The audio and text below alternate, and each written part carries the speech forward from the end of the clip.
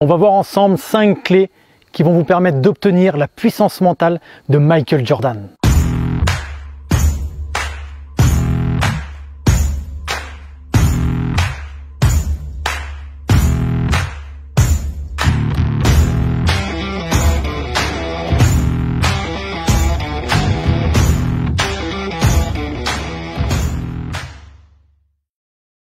Bonjour et bienvenue sur cette vidéo, je suis Geoffrey Brochet, coach mental. Et avant de commencer, je vous invite à vous abonner et faire partie de ces gens qui souhaitent déployer leur puissance mentale et mettre en place des actions qu'elles pensaient impossibles. Les grands champions ne sont pas devenus des champions par hasard. Ils ont mis en place des stratégies mentales, alors parfois qui peuvent être conscientes et parfois inconscientes, mais forcément, ils ont mis en place des choses. Et le premier point important chez Michael Jordan, c'est la discipline. C'est quelqu'un qui est extrêmement discipliné. On le voit sur certains reportages où ses amis préfèrent aller boire des verres. Lui, il sent qu'il a besoin de se reposer, il va se reposer.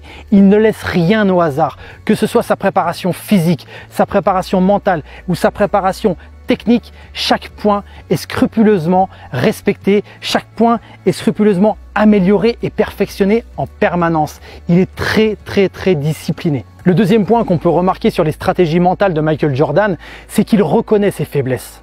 Il les observe pour mieux les appréhender, pour mieux les améliorer, les perfectionner, pour qu'au final, ces faiblesses deviennent des forces.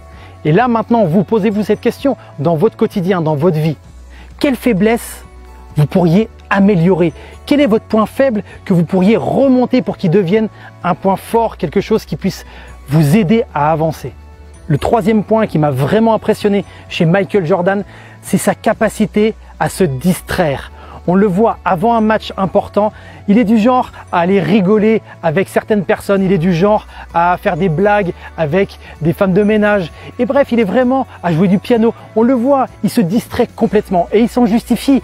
Il dit qu'il fait ça essentiellement pour vraiment penser à autre chose plutôt que d'être focus déjà dans son match. Parce que c'est tout simplement pas le moment. Donc il est important de bien distinguer quand est-ce que c'est le moment de se distraire et quand est-ce que c'est le moment d'être focus sur son match. Et ce qu'on peut voir aussi sur les stratégies mentales de Michael Jordan, en quatrième point, c'est cette capacité à activer son focus, sa concentration à 100%.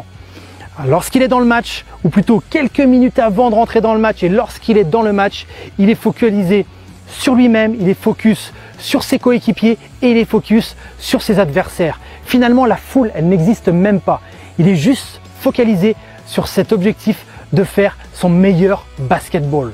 Ce qui nous amène sur le cinquième point qui est de donner le meilleur de soi-même. Sur chaque match, Michael Jordan veut donner le meilleur de lui-même. Il le dit sur des interviews, il est là pour offrir la meilleure des prestations de basketball.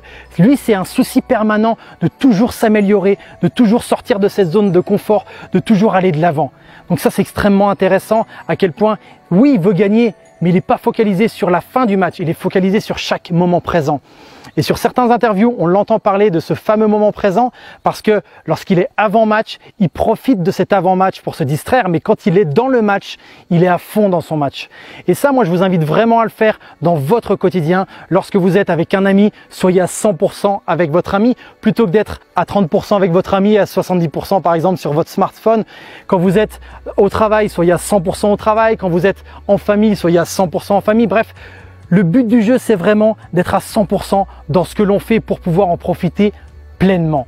Comme finalement le faisait Michael Jordan, et le fait toujours, même s'il a arrêté sa carrière de basketteur professionnel, il le fait toujours maintenant en amateur, mais il est toujours focalisé sur le moment présent. Donc je vous récapitule les 5 points pour avoir une puissance mentale comme celle de Michael Jordan.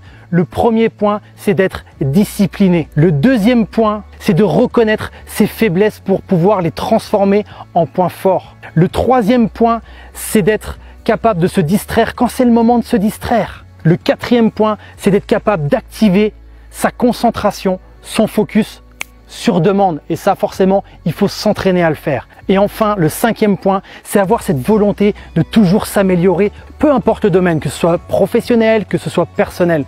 Par exemple, moi, lorsque je suis avec mes enfants, je cherche toujours à améliorer la qualité que j'ai d'interaction avec mes enfants. C'est un exemple, mais on n'est pas obligé d'être dans un domaine d'ultra performance pour vouloir toujours donner le meilleur de soi-même. La question que je vous pose, c'est quelle qualité mentale vous aimeriez développer? Cette qualité mentale qui vous permettrait d'évoluer, de vous perfectionner, peut-être d'accéder à un niveau supérieur. Écrivez-la en commentaire, ça m'intéresse énormément.